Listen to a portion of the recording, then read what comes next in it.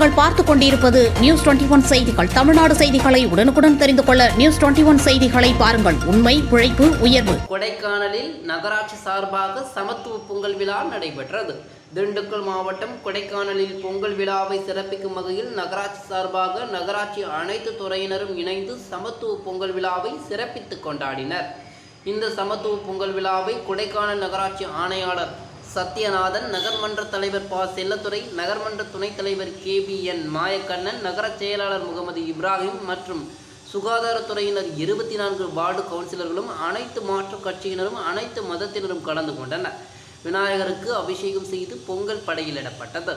அதன் பின் நகராட்சி ஊழியர்கள் மற்றும் சுகாதார பணியாளர்கள் 100க்கும் மேற்பட்டோருக்கு நகராட்சியின் சார்பாக மதிய உணவும் கரும்பும் வழங்கப்பட்டது. நகராட்சியின் அனைத்து பணியாளர்களும் கலந்து கொண்டு சமத்துவ பொங்கல் விழாவை சிறப்பித்தனர்.